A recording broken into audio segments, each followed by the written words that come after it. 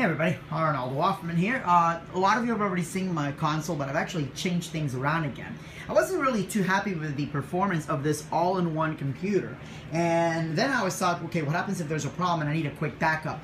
So I redid things again, and I modified things even more. So first of all, the first thing I did is I removed the sides out of the Medicom Pro so I could fit this computer in here. I do not recommend that you do that because that possibly could void the warranty, but you know, I'm YOLO for me. I really had to remove it to be able to get everything to fit in because I didn't want it to make a bigger case. This used to be a case for the CDJs with, I believe, a 10-inch mixer in between. And what I did is with this computer, of course, the case got chopped up. It opens up the front. This part isn't the prettiest, but I'm not too worried about it. Having it wide open means just more air will come out. The fan's pushing the air all the way through the front, because that's how this computer was designed. Now, originally these were hidden underneath, and these are for two individual universes, plus we got a third universe there. The reason that I put them on top is just because I couldn't have it in there where it was nice and clean. And I didn't want to, if I needed to switch these out for any reason or access the wires, having to lift things and move things around or anything like that. So they are Velcroed on the top. When the event is over, I just fold this down. We're good to go. I am going to replace this keyboard with a small USB, one of those little Bluetooth ones that's just going to dock right there. And in here I'm going to have an eNode 4 so I can have my additional 4 ArtNet universes. The part of the CDJ here, this part here, I cut this down. I sanded this part off, or actually, of course, I hacked it off there. And what I did is I made it into one solid piece. I know this isn't the prettiest, but again, I'm not too worried about it. I'll paint this later on if need be. I still got to sand this down. This is Gorilla Glue, which is a urethane, polyurethane type glue. Basically, this goes in one piece there. It slides in. So now when my lighting tech is working, they don't have this piece right in the middle, which gets in the way of everything else. Now this is pretty cool. Again, this is the all-in-one. This is going to be the backup computer. But this has an HDMI in, so it becomes a second monitor. So now I can run CompuShow on 2 screens, or I can run CompuShow and beyond, okay? Or, the more important thing, I can run an HDMI cord or a VGA or whatever the case may be from my MediaMaster rig. So whenever I have MediaMaster, this is my MediaMaster media server right there, and it usually goes underneath because there's a special table that I have for this. So MediaMaster goes underneath, and then I'm going to run a little cable that just taps into that, just an HDMI cable. Pretty easy. It's a pretty sweet looking setup that I'm really happy with on that. And then this is something really cool too. Whenever I have lasers, I need an area where I could put the FP3, the Pangolin FP3, and I always have the cables coming in through the front for it. So what I did is, one second here, I'll show you. There we go. This is a USB that goes directly to the motherboard. It's on a dedicated part, so the FP3 will get priority. You know, CompuShow is already in there in a priority as well because there's 2 main USB slots. There's one for the front, which goes directly to the motherboard, one that goes there, and then there's USB ports that are all cloned. Like there's 3 or 4 that all go to one switch.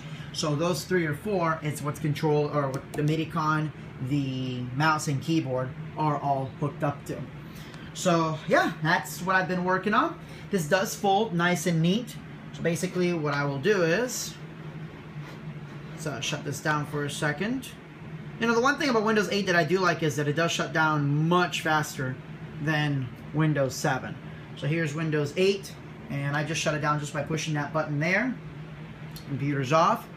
And then this guy is just going to go over here. The mouse and keyboard, whatever the case may be. And then this folds down. Now, I have a pillow that I put to keep the Medicom Pro from getting hit, but that pillow is going to be a little bit too big with these guys here. So I'm going to get like a really thin piece of memory foam or something just to keep that nice and padded in. Same thing with this guy here. It'll just go there.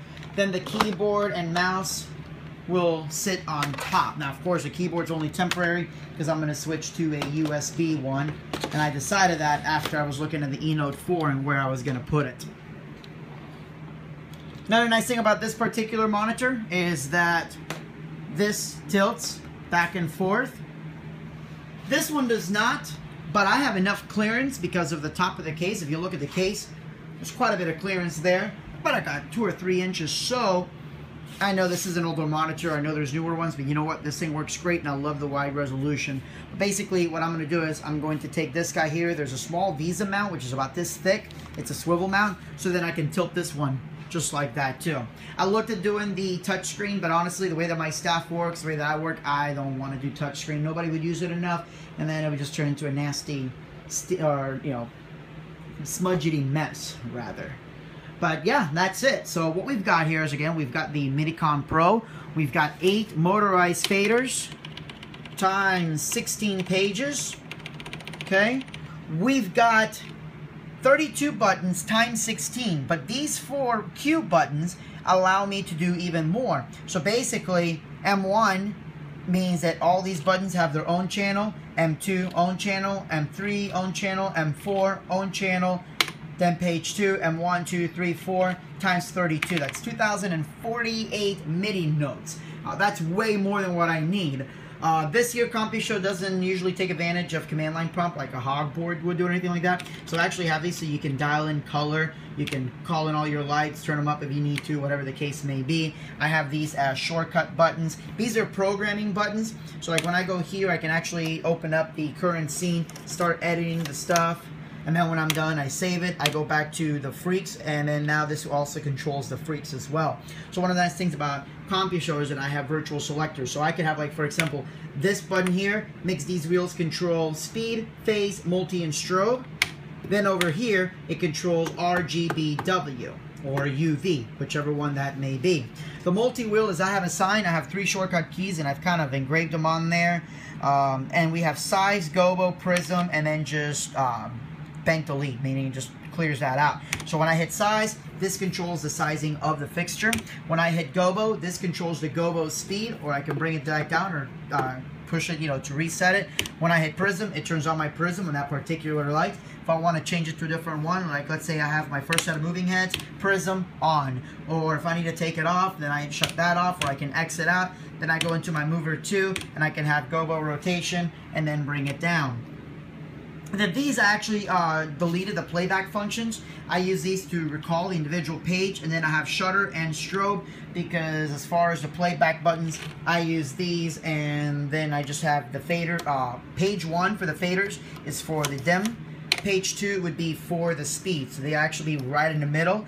And then these buttons become playback buttons, and these become reset, so it resets the speed of the entire fixture bank as a whole.